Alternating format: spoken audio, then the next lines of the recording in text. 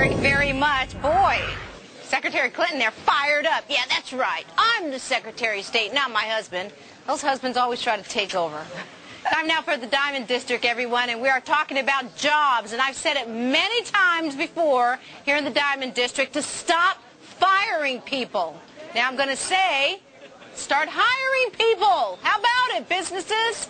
Since all you businesses fired so many people so fast during the recession, some economists out there are saying workers will have to be hired back quickly when the economy recovers. An economist from UBS saying, quote, it could mean that companies will be quicker to bring back people because they were more aggressive about getting rid of them.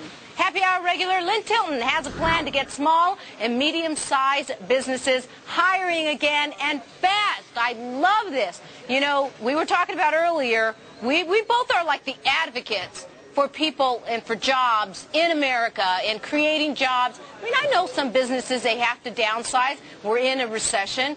But God darn it, they're, you know, more looking to pocket the fat cats than worried about all the workers. Well, and also, the biggest problem is the people who have been employed for a very long time. There are 5 million people who have been unemployed for more than 27 weeks. And that's caused a lot by liquidations. Companies not just downsizing, but actually going out of business. And that's happening because no lending.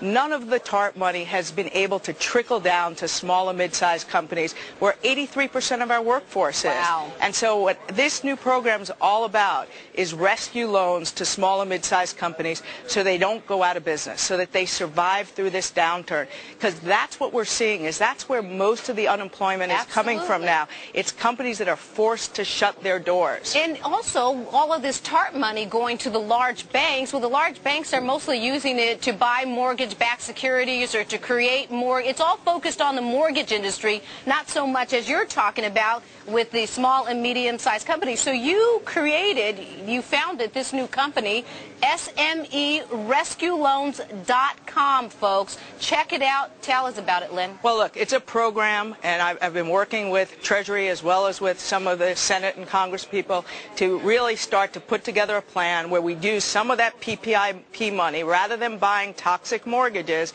but actually to offer these rescue loans. And what I've done is it's a private-public investment partnership that actually where the taxpayer will have the benefit because the private sector would take the first loss. So the private sector would be most of the equity. Unlike the other plans, they'd be responsible for the first loss. Right. Government would provide some money to leverage, and you get the private sector to go make the rescue loans that the banks just are not making. I see. I mean, this sounds brilliant. I absolutely understand how that works and the need for it. But how do you go about evaluating a company and realizing that you should invest in it, that it is worth saving, that you're not just throwing good money after bad?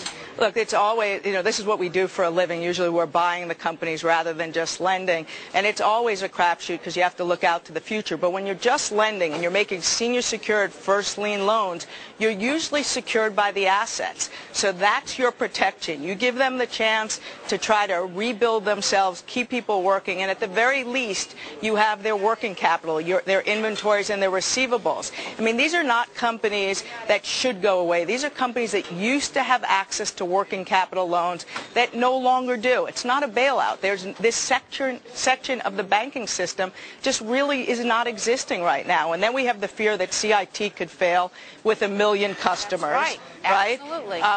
The major TARP recipients, their commercial and industrial lending's down 43.2%. And the regional banks, which do most of this lending, we're hearing are in trouble and might need up to $20 billion of capital. And again, because now the regional smaller banks are getting crushed now with the commercial aspect of it. It seems that a lot of them were pretty good about not getting involved in the subprime residential mortgages, but they're getting crushed on commercial real estate. That's correct. And they don't have the ability to do the earnings the way the major banks do that have been able to offset some of these losses. That's why I think a lot of people are really frustrated where the government didn't bail out CIT, which is more for the small, medium-sized businesses, yet they had no problem bailing out the big banks because the government side of it saying, well, they're too big to fail and it's a systemic risk, meaning it's going to be a catastrophe for the whole country if we don't bail them out. But systemic risk is also permanent unemployment.